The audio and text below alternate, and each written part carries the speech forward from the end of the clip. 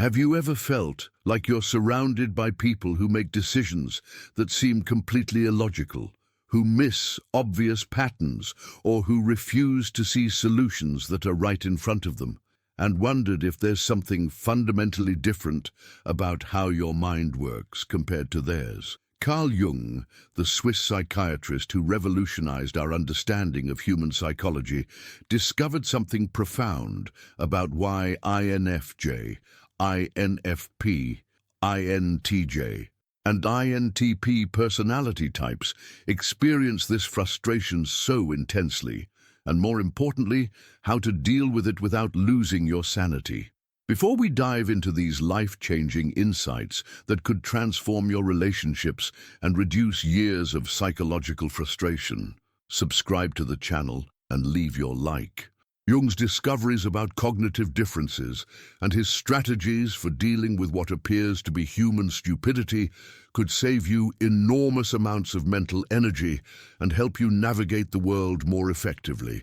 Jung spent decades studying human consciousness and made a revolutionary discovery that changed everything we understand about intelligence and cognitive processing. He realized that what these four personality types often perceive as stupidity in others isn't actually a lack of intelligence.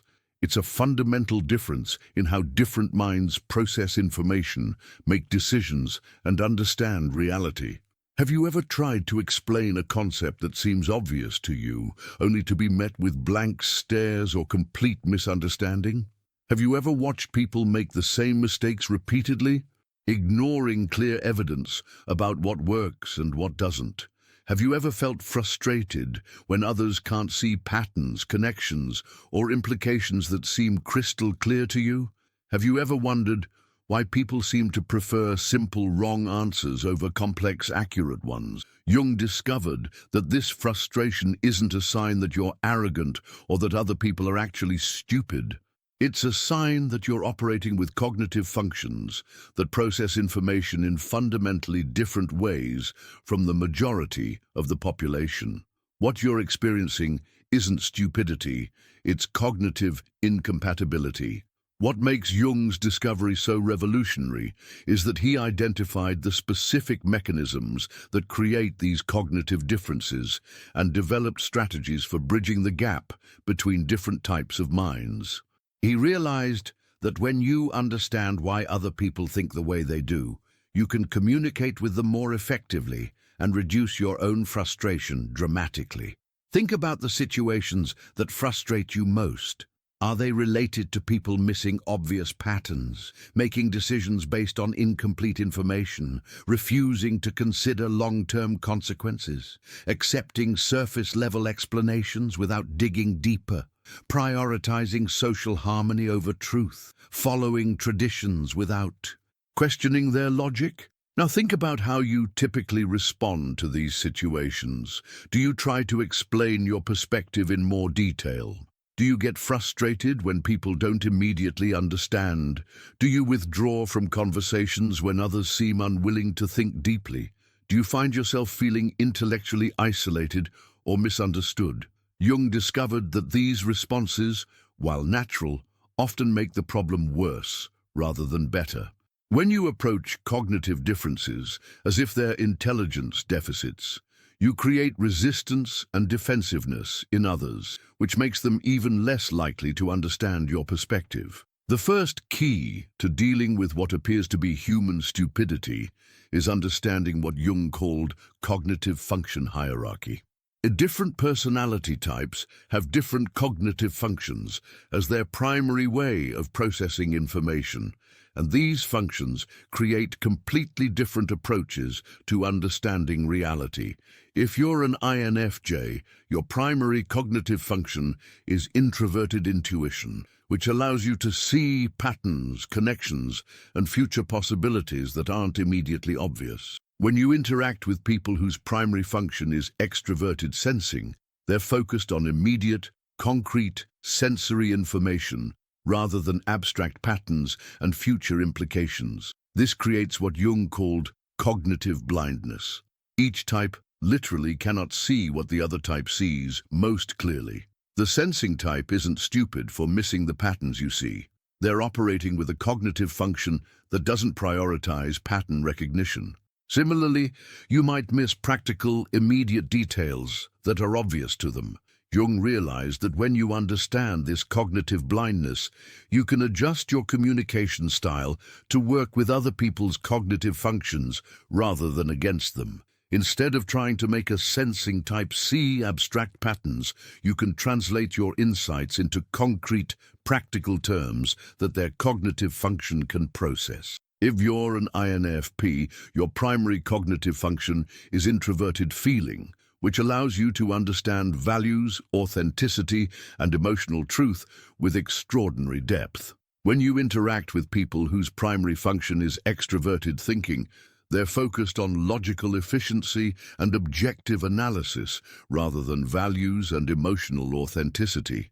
This can create intense frustration when you see people making decisions that seem to violate basic human values or when they prioritize efficiency over ethics. But Jung discovered that thinking types aren't morally deficient for missing the values you see clearly.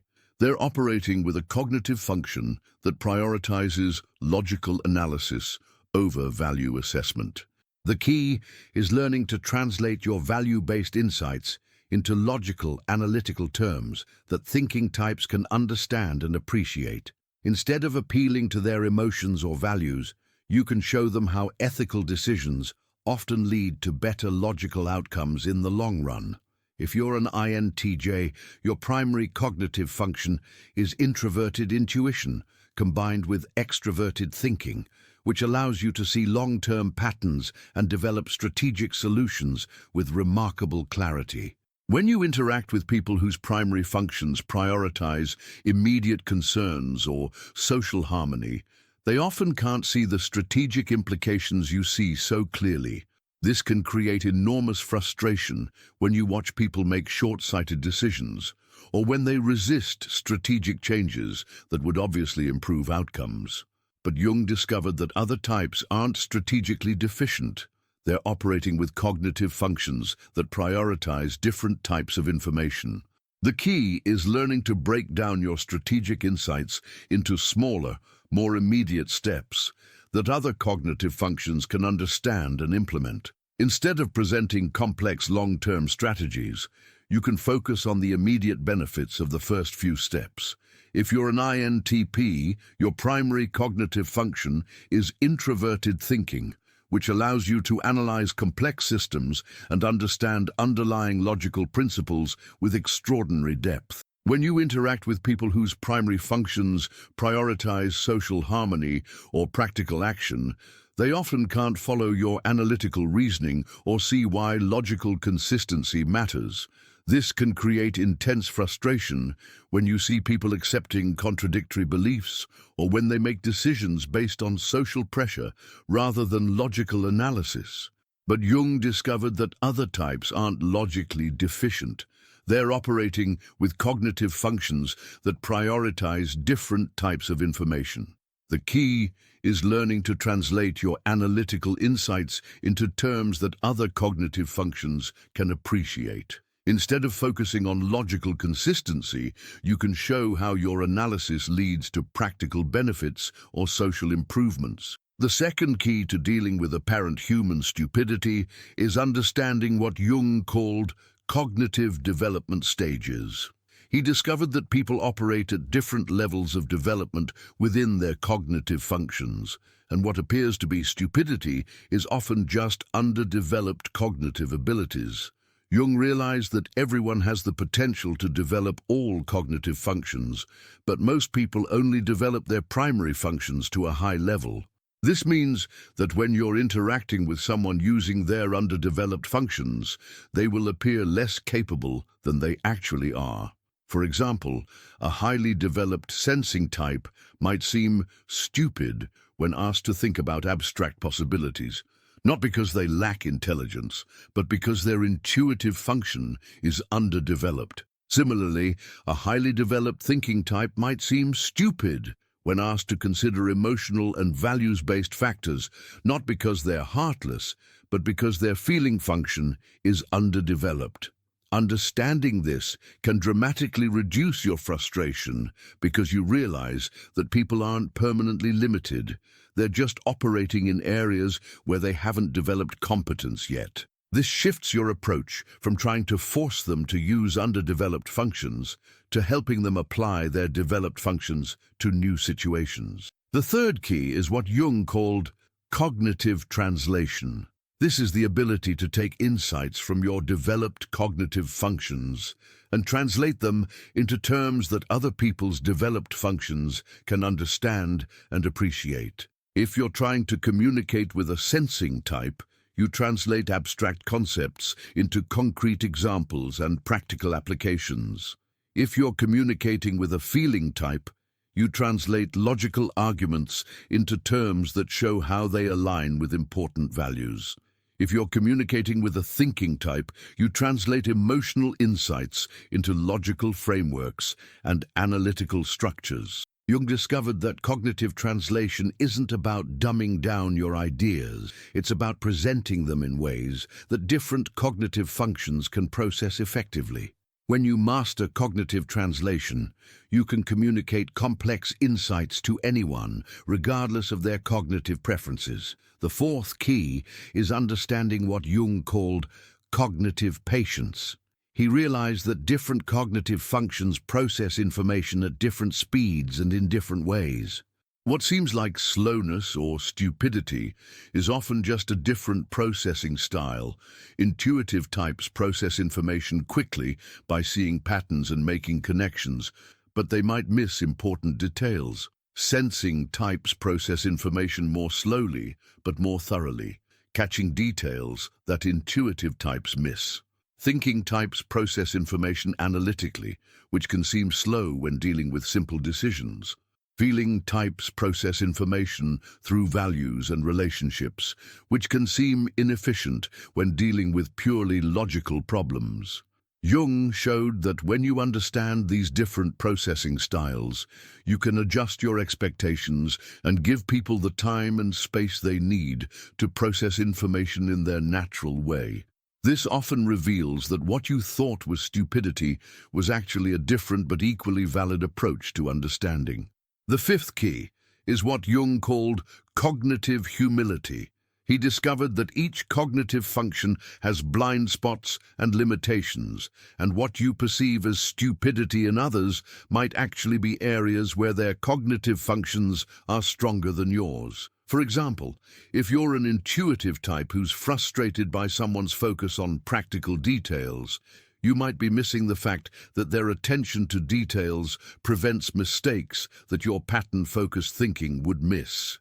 If you're a thinking type who's frustrated by someone's focus on emotions and relationships, you might be missing important social and emotional information that affects outcomes. Jung realized that cognitive humility, recognizing the limitations of your own cognitive functions, can transform your relationship with apparent stupidity. Instead of seeing other people's different approaches as deficient, you can see them as complementary to your own strengths. The sixth key is understanding what Jung called cognitive stress responses. He discovered that when people are stressed, tired, or overwhelmed, they often fall back on their most developed cognitive functions and become even less able to access their underdeveloped functions. This means that what appears to be stupidity might actually be a stress response. When someone seems unable to think strategically, consider possibilities, analyze logically, or understand values, they might just be cognitively overwhelmed and falling back on their most comfortable mental processes. Understanding this can help you approach apparent stupidity with compassion rather than frustration. Instead of pushing harder when someone doesn't understand, you can help reduce their cognitive stress and give them space to access their fuller range of mental abilities. The seventh key is what Jung called cognitive scaffolding. This is the practice of helping people use their developed cognitive functions to gradually access and develop their less developed functions. Instead of expecting people to immediately understand concepts that require underdeveloped cognitive functions, you can create bridges from their developed functions to new ways of thinking. You help them use what they're already good at to gradually expand into new cognitive territories. For example, if you're trying to help a sensing type understand abstract possibilities, you can start with concrete examples and gradually help them see the patterns. If you're trying to help a thinking type understand emotional factors, you can start with logical frameworks and gradually introduce emotional considerations. Jung discovered that cognitive scaffolding is far more effective than cognitive forcing. When you try to force people to use underdeveloped functions, they resist and become defensive. When you help them gradually expand from their strengths, they become curious and engaged. The eighth key is understanding what Jung called cognitive purpose. He realized that different cognitive functions serve different purposes in human society, and what appears to be stupidity might actually be someone fulfilling a different but equally important cognitive role. Sensing types serve the crucial function of attending to immediate practical needs and maintaining stability. Feeling types serve the crucial function of maintaining social harmony and ensuring that human values are considered in decisions. Thinking types serve the crucial function of analyzing systems and ensuring logical consistency. Intuitive types serve the crucial function of seeing possibilities and preparing for future changes. When you understand that apparent stupidity might actually be someone fulfilling their cognitive purpose in society, you can appreciate their contributions rather than being frustrated by their limitations. The ninth key is what Jung called cognitive collaboration. Instead of trying to change other people's cognitive functions or being frustrated by their limitations, you can learn to collaborate with them in ways that combine your cognitive strengths with theirs. This means recognizing when you need the cognitive abilities that others have and being willing to defer to their expertise in those areas. It also means finding ways to contribute your cognitive strengths to situations where others are struggling. Jung discovered that cognitive collaboration creates better outcomes than cognitive dominance. When different cognitive functions work together, they can solve problems and make decisions that no single cognitive function could handle effectively alone. The final key is what Jung called cognitive acceptance. He realized that some cognitive differences are permanent and that trying to change them is both futile and unnecessary. Some people will never be as good at pattern recognition, strategic thinking, logical analysis, or values assessment as you are, and that's perfectly fine. Cognitive acceptance means focusing your energy on working with people as they are, rather than trying to make them into something they're not. It means appreciating the cognitive diversity that makes human society function and finding ways to contribute your unique cognitive gifts without expecting everyone else to think the way you do. Jung showed that when you master these 9 keys, what once appeared to be human stupidity transforms into human diversity. You stop being frustrated by cognitive differences and start appreciating the complex, multifaceted nature of human intelligence. The goal isn't to eliminate cognitive differences or to prove that you're smarter than other people. The goal is to understand how different minds work and to find ways to communicate, collaborate, and coexist effectively with the full spectrum of human cognitive diversity. Understanding how to deal with apparent human stupidity isn't about developing tolerance for inferior thinking. It's about developing appreciation for different thinking. When you master this distinction, you can maintain your intellectual standards while building effective relationships with people who think very differently than you do. What situations in your life might benefit from applying these cognitive strategies? How might understanding cognitive differences change your approach to frustrating interactions? Jung's insights suggest that what we call stupidity is often just cognitive diversity in disguise, and learning to work with that diversity might be one of the most important skills you can develop.